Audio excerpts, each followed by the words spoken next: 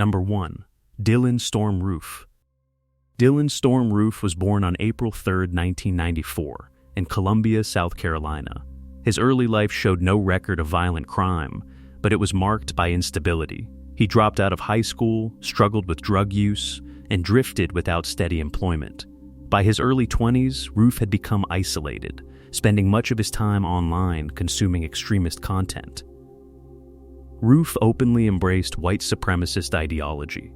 He believed that white people were under attack and that violence was necessary to trigger a racial conflict in the United States. These beliefs were not hidden. He documented them clearly in writing, photographs, and online posts. His views were rooted in racial hatred, conspiracy theories, and historical distortions about Black Americans. In the months leading up to the attack, Roof researched past racially motivated mass killings. He studied the history of slavery, segregation, and civil rights, but through a lens of hatred. He visited sites connected to racial violence and reportedly chose his target deliberately to maximize symbolic impact. On the evening of June 17, 2015, Roof arrived at Emmanuel African Methodist Episcopal Church, one of the oldest Black churches in the United States. The church had long been a center of faith, resistance, and community for African Americans in Charleston. Roof entered carrying a handgun and wearing casual clothing. He did not raise suspicion. A Bible study group was already in session. Roof sat among them for nearly an hour. He listened as scripture was read. The group welcomed him without hesitation. Survivors later stated that he appeared quiet and respectful during this time. There was no argument, no confrontation, no warning. After sitting through the study, Roof stood up, drew his firearm, and announced his intent. He said Black people were taking over the country and that he had to do it. He then opened fire at close range.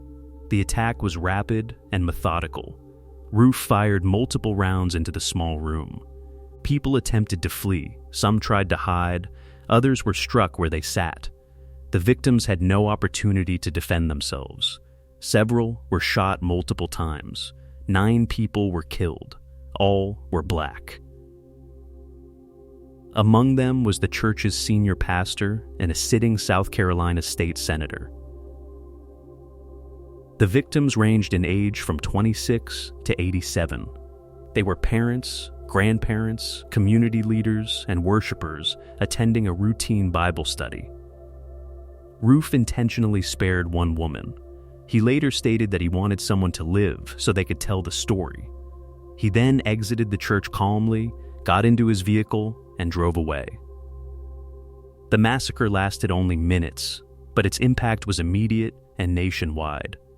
Law enforcement launched a massive manhunt. Surveillance footage, eyewitness accounts, and Roof's own digital footprint quickly identified him as the suspect. He was arrested the following day in Shelby, North Carolina, during a traffic stop. He was taken into custody without resistance. At the time of his arrest, the murder weapon was found in his possession. During interrogation, Roof confessed. He showed no remorse. He calmly described his motivations and reaffirmed his racist beliefs. He stated that he wanted to start a race war. He acknowledged that he knew the people he killed were innocent and that he targeted the church specifically because of its historical importance to Black Americans. Investigators uncovered a manifesto written by Roof. In it, he outlined his hatred for Black people, Jews, and other minority groups. He included photographs of himself posing with a Confederate flag and a firearm.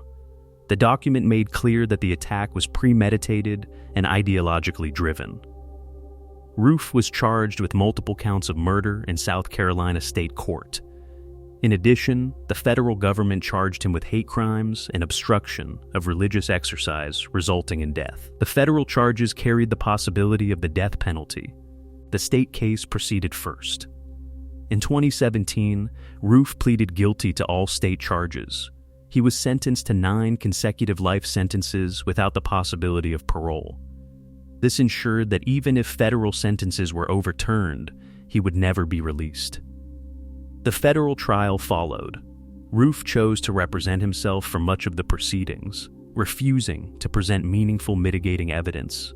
Mental health experts testified that while Roof showed signs of psychological issues, he was legally competent and fully understood his actions.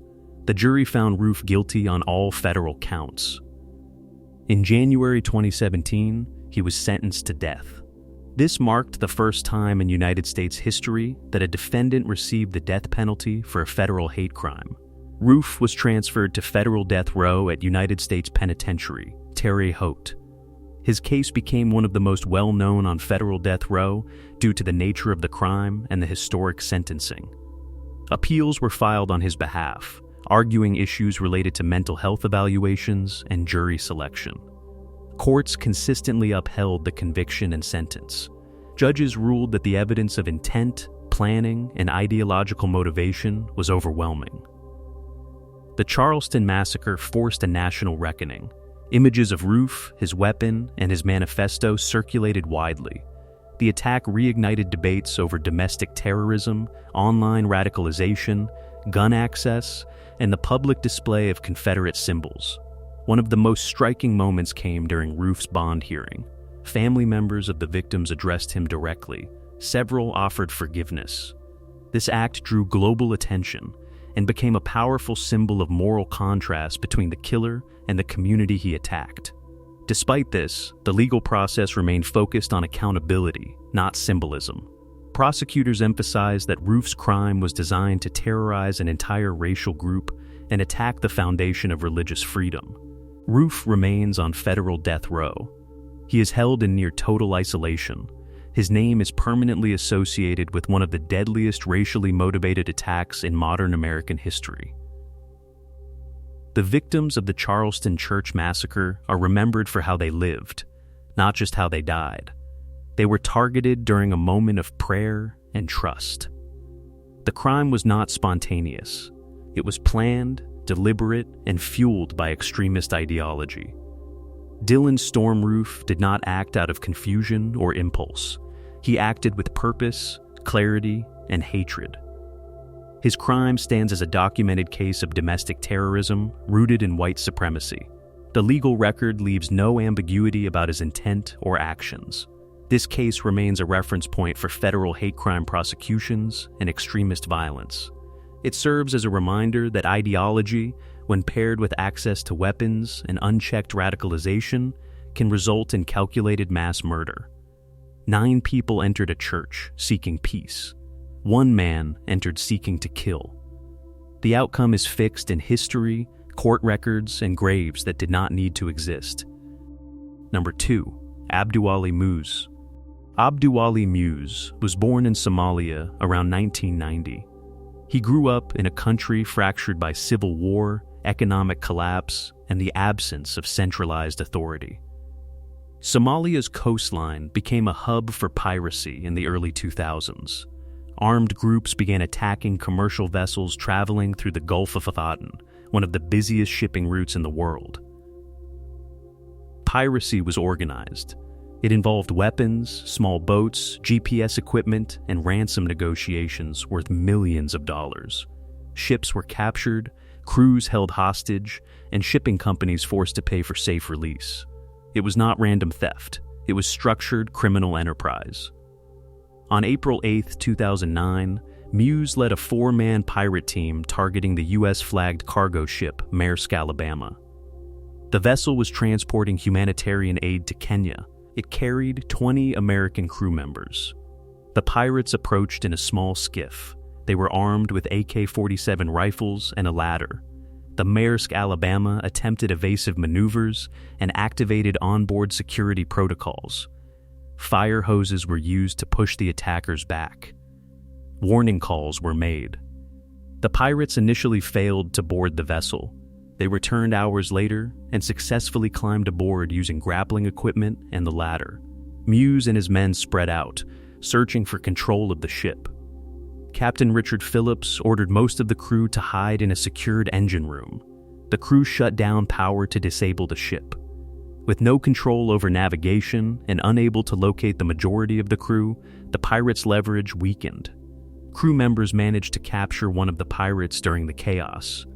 A negotiation followed inside the ship. The captured pirate was exchanged for Captain Phillips. Muse and the remaining pirates agreed to leave the ship in a covered lifeboat, taking Phillips hostage. The hijacking of the Maersk, Alabama lasted approximately 5 days. The lifeboat drifted in the Indian Ocean. U.S. naval forces responded quickly. The guided missile destroyer Bainbridge arrived on scene. Additional U.S. Navy ships and surveillance aircraft followed. Muse and his crew demanded millions of dollars in ransom. Negotiations were conducted while naval forces monitored the situation closely. The pirates remained heavily armed inside the enclosed lifeboat with Captain Phillips. Conditions deteriorated. The lifeboat was small and confined. Food and water were limited. Tension escalated between the pirates and their hostage. At one point, Phillips attempted escape by jumping into the ocean, but was recaptured. Muse reportedly boarded the Bainbridge at one stage under the pretense of negotiation and medical treatment for an injured hand. Once aboard, he was detained. He became separated from the other 3 pirates. On April 12, 2009, U.S. Navy SEAL snipers positioned on the Bainbridge received authorization to use lethal force after determining Captain Phillips was in imminent danger.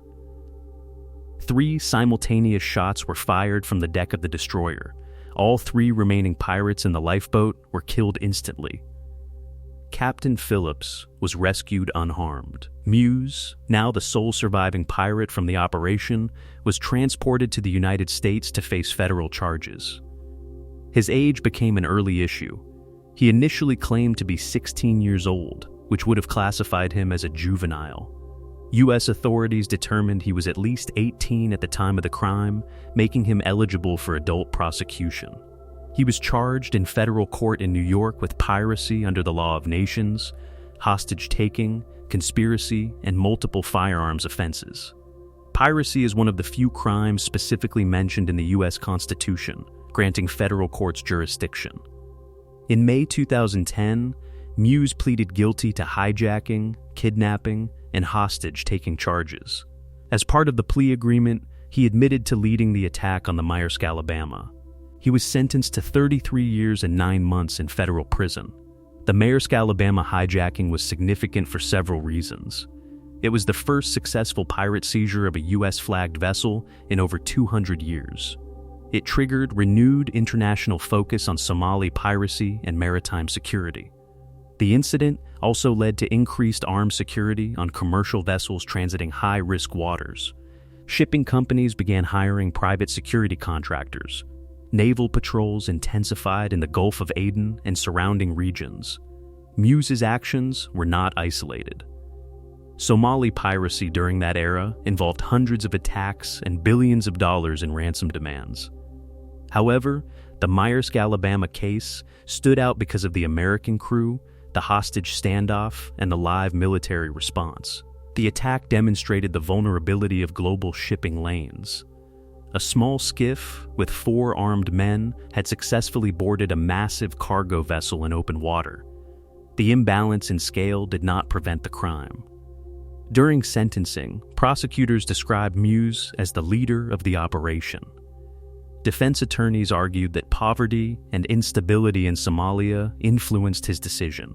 The court acknowledged Somalia's conditions, but emphasized that hijacking and hostage-taking were deliberate criminal acts. Muse remains incarcerated in the United States federal prison system. The case later became widely known through the 2013 film Captain Phillips, starring Tom Hanks as Captain Richard Phillips. The film dramatized the hijacking and naval rescue. While cinematic elements intensified certain moments, the core facts remained consistent. Armed pirates seized a U.S. cargo ship, took its captain hostage, and were met with lethal military force. In reality, the events were less cinematic and more procedural. Negotiations, surveillance, rules of engagement, and split-second military calculations determined the outcome. 3 men died in the lifeboat. 1 was arrested and sentenced.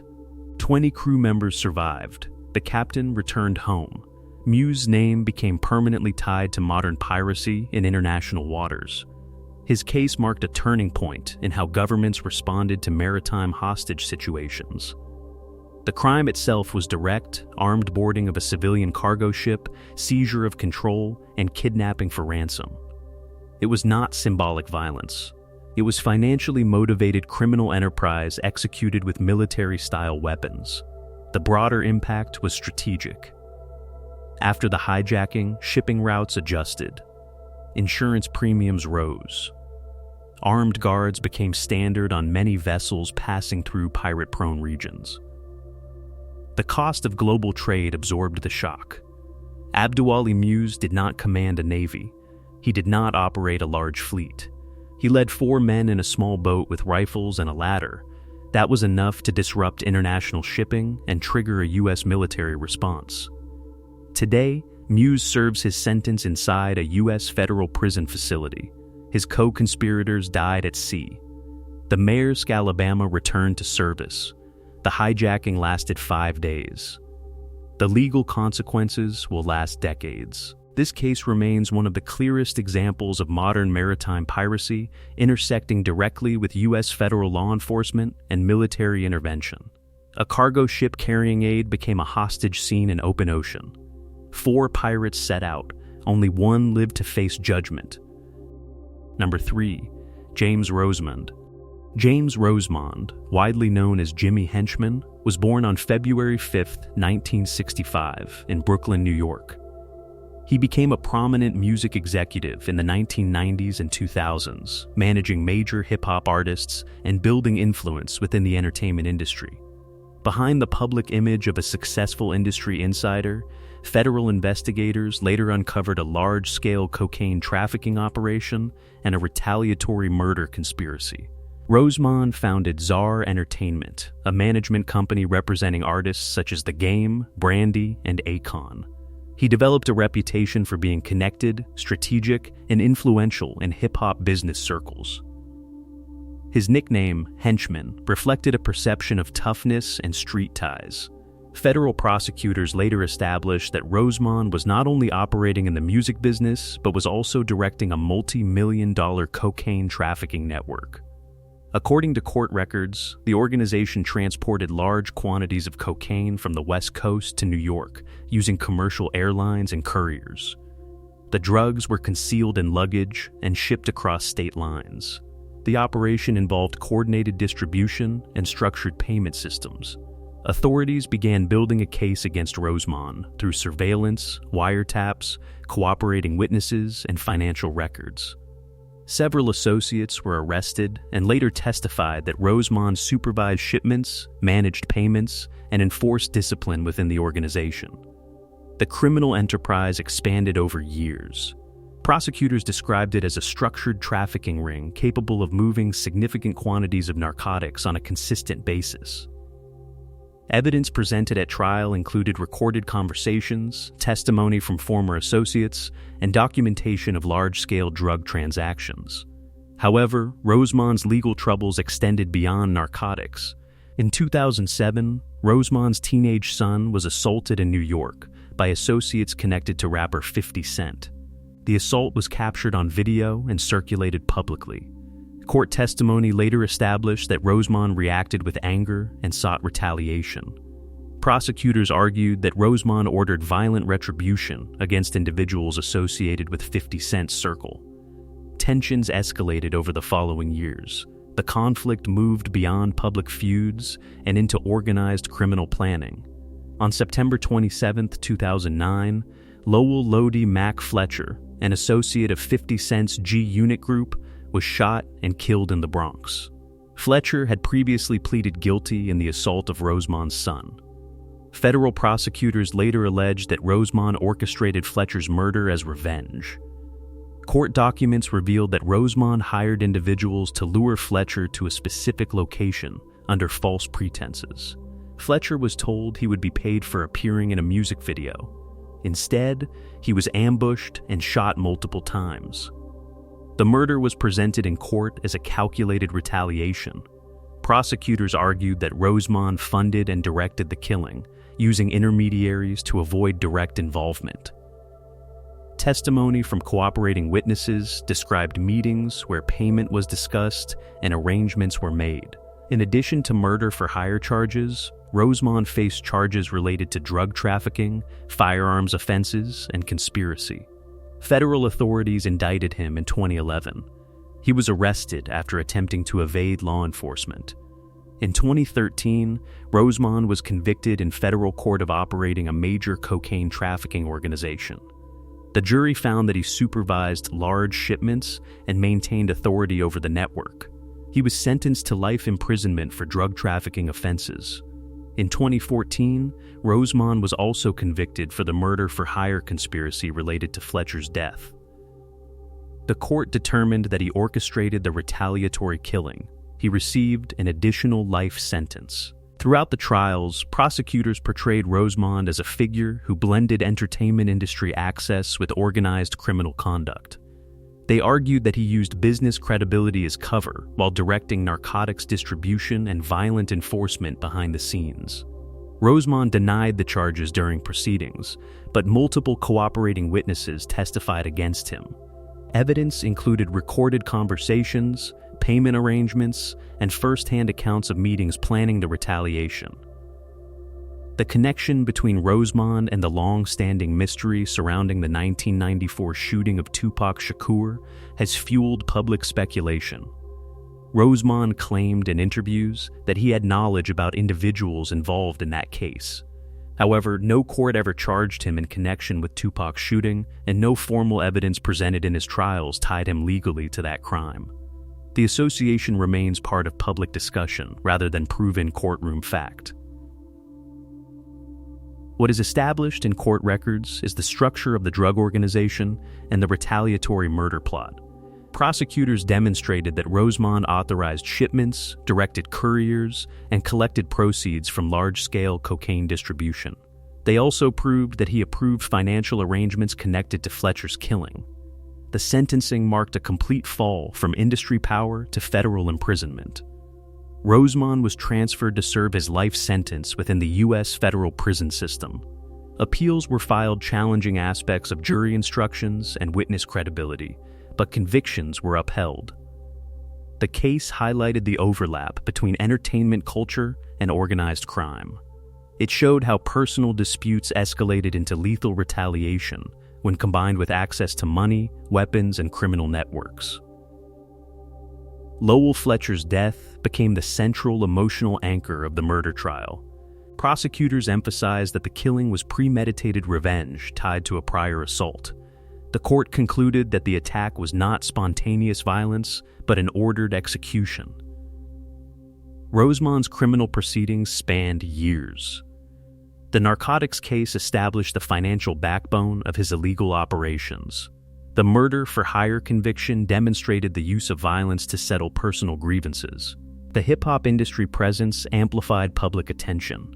A music executive connected to major artists facing life sentences for trafficking and orchestrating murder drew widespread media coverage. However, the courtroom focused on evidence, not reputation. James Jimmy Henchman Rosemond is currently serving multiple life sentences in federal custody. The facts established in court are clear. He supervised a large-scale cocaine trafficking organization. He approved and financed a retaliatory murder. He was convicted by federal juries on both counts. The music industry connections remain part of his public identity, but the legal record defines his legacy. A business executive with access to celebrities and major contracts operated a parallel criminal enterprise. A teenage assault triggered revenge. A man was lured and killed. A drug network moved large quantities of cocaine across state lines. Federal prosecutors built their case through testimony, surveillance, and documentation. The jury returned guilty verdicts. Life imprisonment followed. That is the documented criminal history of James Jimmy Henchman Rosemond. Number 4. Brian David Mitchell. Brian David Mitchell was born on October 18, 1953, in Salt Lake City, Utah. He grew up in a religious household affiliated with the Church of Jesus Christ of Latter-day Saints. As an adult, Mitchell developed extremist religious beliefs and began presenting himself as a prophet. Over time, he became estranged from mainstream religious institutions and lived a transient lifestyle. By the late 1990s, Mitchell was homeless and frequently panhandled in Salt Lake City. He wore long robes, carried a Bible, and preached apocalyptic ideas. He claimed to receive revelations from God and wrote religious texts outlining his beliefs. His behavior grew increasingly erratic, and he often recited scripture publicly. Mitchell met Wanda Barzee, a woman who shared his radical religious views. Barzee became his companion and supporter. Together, they traveled, panhandled, and preached. Investigators later determined that Barzee assisted Mitchell in planning and executing a kidnapping. On the night of June 5, 2002, Mitchell entered the Salt Lake City home of the Smart family. He had previously worked at the house as a day laborer and was familiar with the layout. He entered through an unlocked window and went directly to the bedroom of 14-year-old Elizabeth Smart.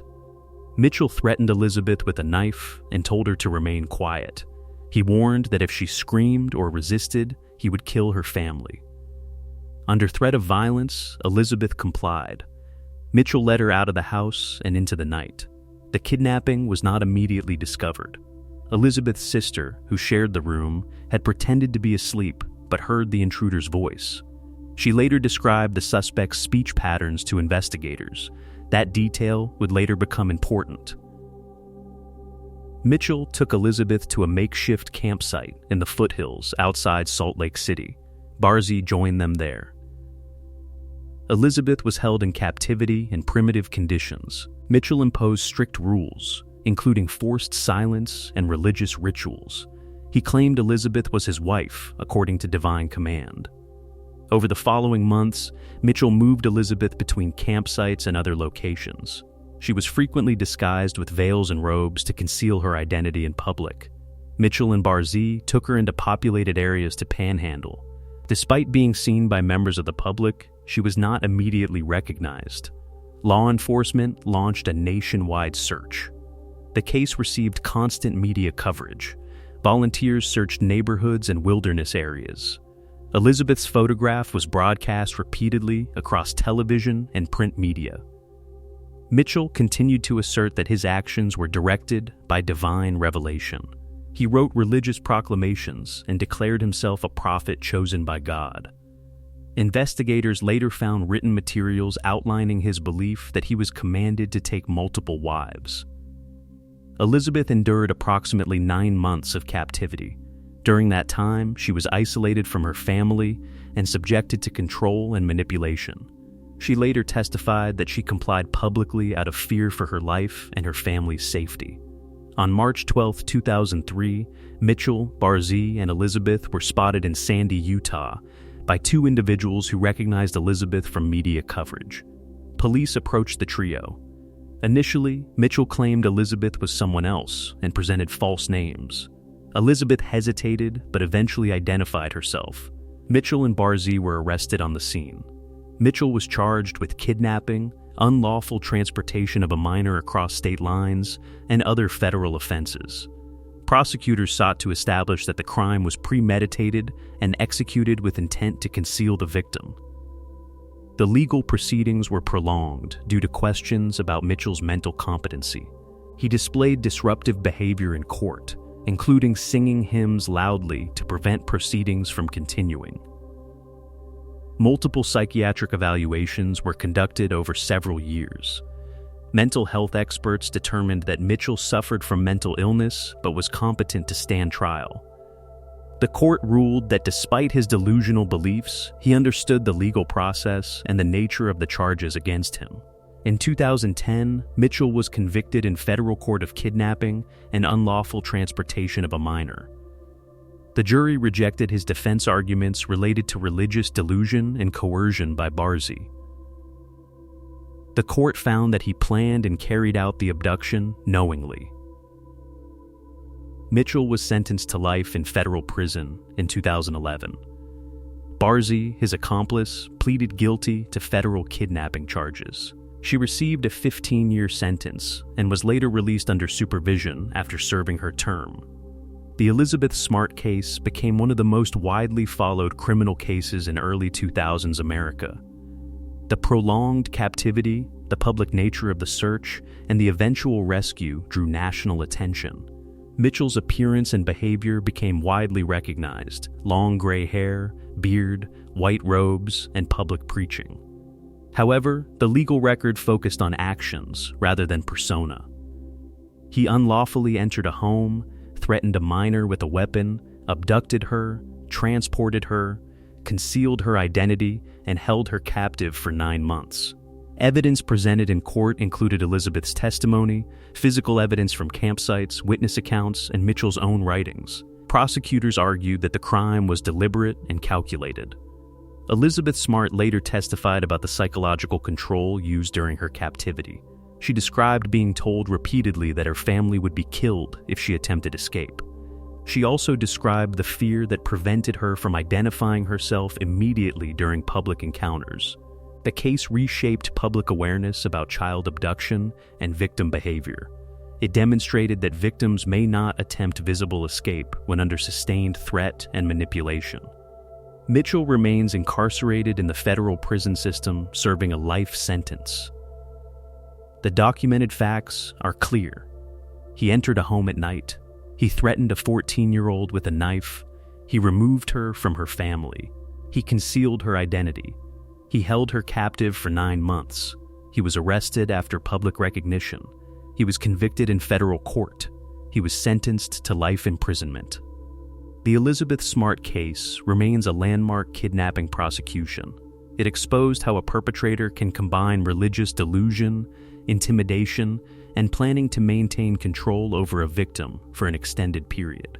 Mitchell's claims of divine instruction did not shield him from legal accountability.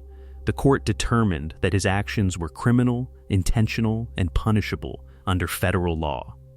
A family went to sleep on June 5, 2002, with their daughter in her bedroom.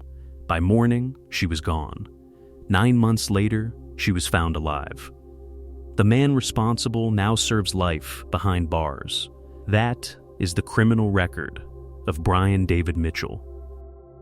Number 5, Kiboney Savage. Kiboney Savage was born on October 8, 1975, in Philadelphia, Pennsylvania. He grew up in the city's drug trade environment and became involved in narcotics distribution at a young age. By the late 1990s and early 2000s, Savage had established himself as a large-scale cocaine and crack cocaine distributor operating primarily in North Philadelphia.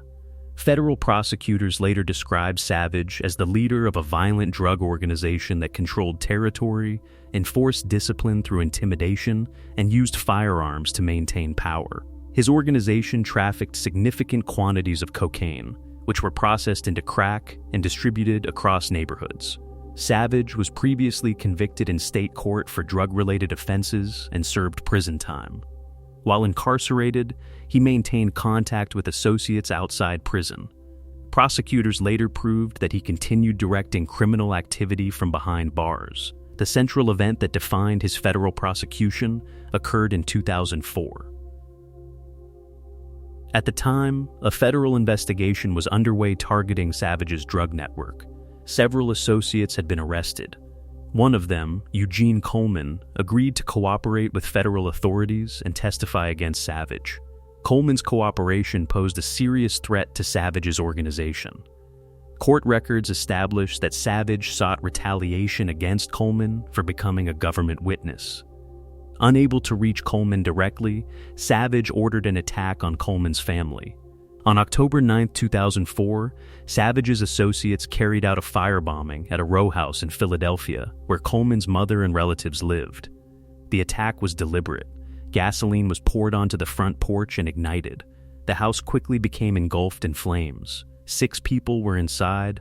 4 children died in the fire: Brandon Coleman, age 12, Kizzy Coleman, age 10, Jamal Coleman, age 8, Erica Coleman, age 15 months. 2 adults escaped the blaze by jumping from windows.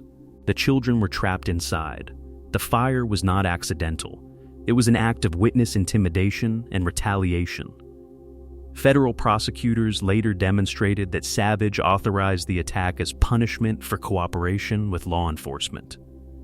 Evidence presented at trial included recorded prison phone calls, testimony from cooperating co-conspirators, and documentation of Savage's instructions. Prosecutors argued that Savage made it clear that harming Coleman's family was intended to send a message. The firebombing intensified federal attention. The Bureau of Alcohol, Tobacco, Firearms and Explosives, ATF, and federal prosecutors expanded the case. Savage was charged not only with drug trafficking, but also with racketeering, witness tampering, and murder. The federal indictment described Savage as the leader of a racketeering enterprise responsible for multiple murders connected to drug distribution and retaliation. Prosecutors presented evidence linking him to at least a dozen killings. Testimony revealed that Savage used violence to eliminate rivals and intimidate potential witnesses. Associates described a structured hierarchy within the drug organization, with Savage at the top directing operations. In 2013, Savage was convicted in federal court on numerous charges, including racketeering, drug trafficking, murder in aid of racketeering, and witness tampering resulting in death. The jury found that he orchestrated the firebombing that killed the 4 children. The following year, a federal jury sentenced Savage to death. The court concluded that the murders of the children were intentional acts carried out to obstruct justice. Prosecutors emphasized that the victims were targeted not for involvement in crime, but because of their family connection to a cooperating witness. Savage became one of the few federal inmates sentenced to death in the modern era. He was transferred to the federal death row unit at United States Penitentiary, Terre Haute. In 2021, his death sentence was vacated and converted to life imprisonment without parole following changes in federal death penalty policy. Despite the sentence change, his convictions for multiple murders and racketeering remain intact. The case against Savage relied heavily on cooperating witnesses from within his organization. Several testified that he approved violent actions from prison. Recorded communications showed him discussing retaliation and expressing anger over cooperation with authorities. Prosecutors described the firebombing as calculated and strategic. The objective was to silence testimony by creating fear. Instead, it strengthened the government's case. The deaths of the 4 children became the emotional center of the trial. Photographs, fire reports, and testimony detailed how the flames spread rapidly through the row house. Fire investigators determined the blaze was caused by intentional ignition of accelerants. The children had no connection to the drug operation. They were not targets in a gang conflict. They were used as leverage against a witness. The federal jury determined that Savage's leadership role made him legally responsible for ordering the attack, even though he was not physically present. In addition to the firebombing, Savage was linked to multiple other murders tied to drug territory disputes. Evidence showed that violence was used to protect distribution networks and eliminate threats. The organization moved significant quantities of cocaine into Philadelphia. Prosecutors described a steady pipeline of narcotics that generated large profits. Those profits funded weapons, vehicles, and enforcement actions. Savage's criminal enterprise was structured to avoid direct exposure. He delegated tasks but maintained authority. Witnesses described his approval as necessary before major acts of violence were carried out. After conviction, appeals challenged aspects of jury selection and sentencing procedures. Courts upheld the convictions. Caboni Savage is currently serving life imprisonment in federal custody. Number 6. Lawrence Taylor. Raymond Chow, widely known as Shrimp Boy, was born in 1960 in Hong Kong. As a teenager, he became involved with organized crime groups commonly referred to as Chinese triads. These groups operated through structured hierarchies, using coded ranks and titles. One of the most prominent organizations connected to Chow later in life was Gi Kung Tong, a group with historical roots dating back to the 19th century. Chow immigrated to the United States in the 1970s and settled in San Francisco. During the late 1970s and 1980s, he was involved in criminal activity linked to gang violence in Chinatown. Court records from that period show convictions related to racketeering and violent offenses. He served prison time in federal custody during the 1980s for crimes associated with gang operations. After release, Chow publicly claimed he had reformed. He became involved in community outreach efforts in San Francisco's Chinatown and worked with youth programs. Over time, he rose to a leadership position within Gi Kung Tong, eventually holding the title of Dragon Head, a term used to describe the head of certain triad-style organizations. Despite public claims of rehabilitation, federal authorities began investigating Chow again in the early 2010s. The investigation was part of a larger corruption and organized crime probe conducted by the Federal Bureau of Investigation. The operation, later referred to publicly as Shrimp Boy, targeted political corruption and alleged criminal enterprises in the Bay Area. In 2014, federal agents arrested Chow along with several others, including California State Senator Leland Yee. Prosecutors alleged that Chow played a central role in a criminal network involving racketeering, money laundering, and weapons trafficking. The indictment accused Chow of using his leadership position in Gi Kung Tong as a cover for criminal activity. Prosecutors presented evidence that he discussed brokering illegal firearms deals, including international weapons transactions. Recorded conversations introduced in court included discussions about obtaining automatic weapons and facilitating shipments. Federal agents relied heavily on undercover operations. An FBI informant posed as a mafia associate seeking access to weapons suppliers and criminal networks. According to trial testimony, Chow expressed willingness to facilitate introductions and participate in deals for financial gain.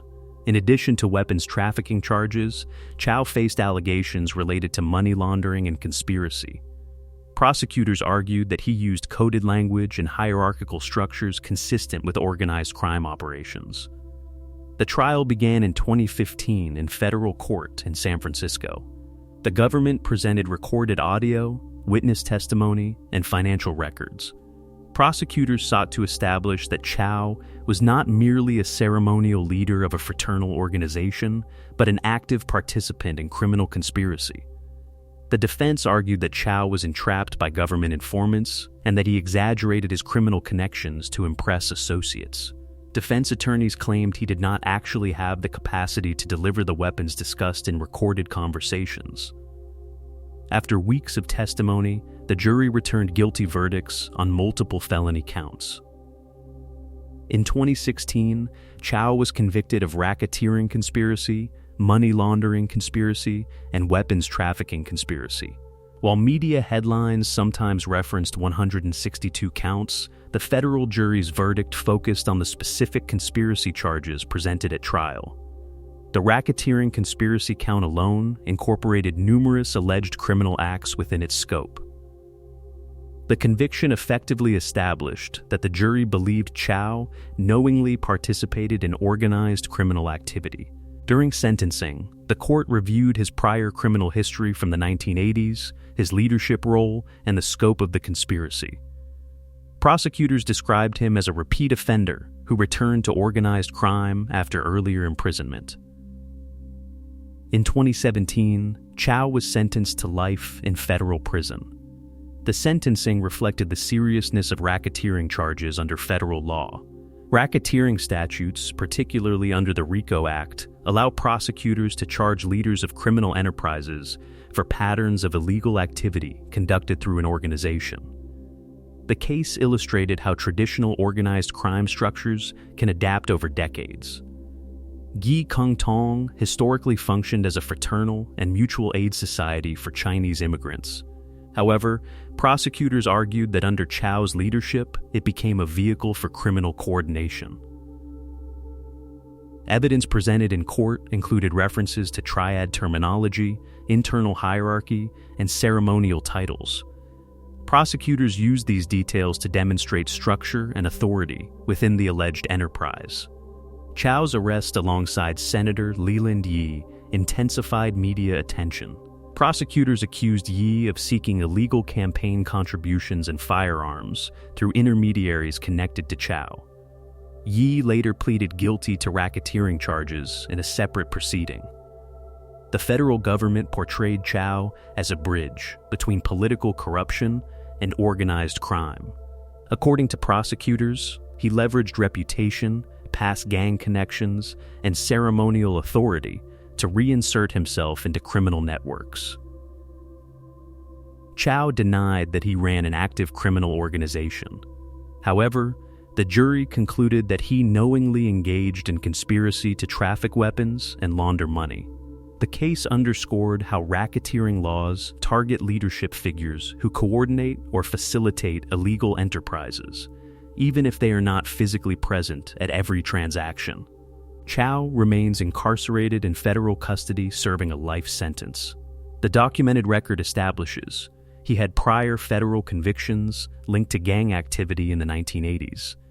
He rose to leadership within Gi Kung Tong. He was recorded discussing illegal firearms transactions. He was indicted in a broad federal corruption and organized crime probe. He was convicted of racketeering conspiracy and related charges. He was sentenced to life imprisonment. The narrative of Shrimp Boy combines elements of street-level gang involvement, organized crime hierarchy, political scandal, and federal undercover operations. But in court, the focus remained on evidence, recorded conversations, structured conspiracy, and financial coordination. Organized crime cases often rely on proving pattern and enterprise rather than isolated acts. Prosecutors successfully argued that Chow's actions fit within a coordinated racketeering framework. From Hong Kong street gangs to federal life imprisonment in the United States, Raymond Shrimp Boy Chow's criminal record spans decades. A former gang member became a self-styled dragonhead. An undercover investigation captured incriminating conversations. A federal jury returned guilty verdicts. Life imprisonment followed. That is the documented criminal history of Raymond Shrimp Boy Chow. Number 7. Raymond Chow. Kirksey McCord Nix Jr. was born in 1943 in Mississippi. He became one of the most notorious organized crime figures in the American South during the 1970s. Nix was identified as a leader within the loosely structured criminal network known as the Dixie Mafia, a decentralized alliance of criminals operating across Mississippi, Louisiana, Arkansas, and Texas. The Dixie Mafia was not a traditional hierarchical organization. It consisted of independent criminals cooperating for profit in activities including burglary, arson, insurance fraud, drug trafficking, extortion, and contract killings. Nix developed a reputation for intelligence, calculation, and ruthlessness. He built connections across state lines and positioned himself as a coordinator for large-scale criminal ventures. In 1971, Nix was involved in the murder of Frank Corso, a Tulane University student during a robbery in New Orleans. Corso was abducted and shot. Nix was later convicted for his role in the killing and sentenced to life imprisonment in Louisiana State Penitentiary at Angola. Most criminals lose operational power once incarcerated. Nix did not. While serving his life sentence, Nix continued directing criminal activity from prison. Investigations later revealed that he orchestrated a large-scale Lonely Hearts blackmail scheme. The operation targeted men through personal advertisements in magazines and newspapers.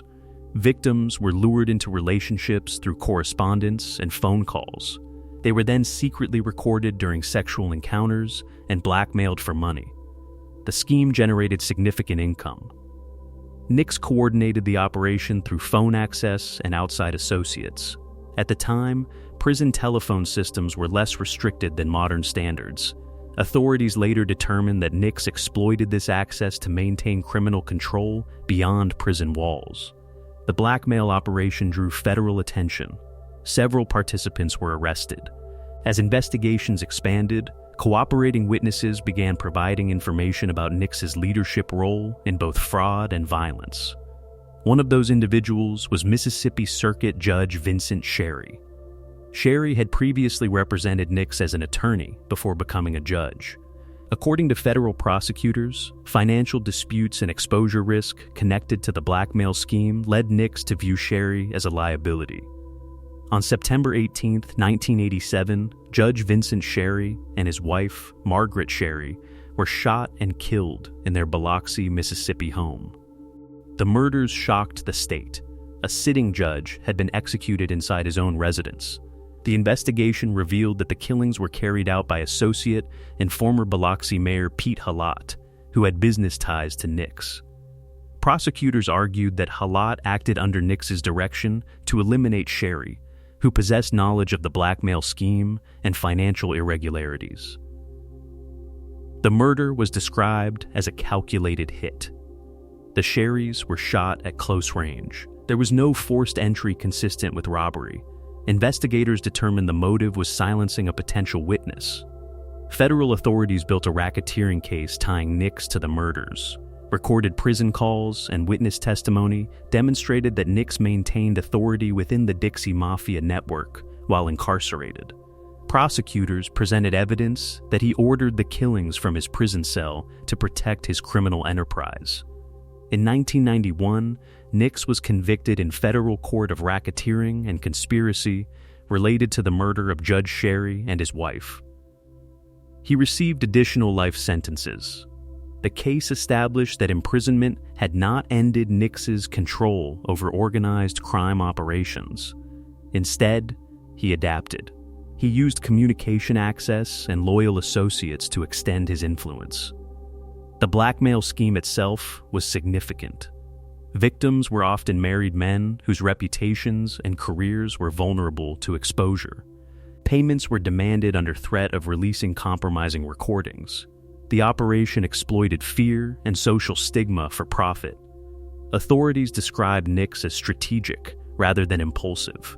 He selected targets carefully, delegated tasks, and avoided direct physical involvement. Even from Angola prison, he issued instructions and managed disputes. The murder of a sitting judge elevated the case beyond organized crime. It represented a direct attack on the judicial system.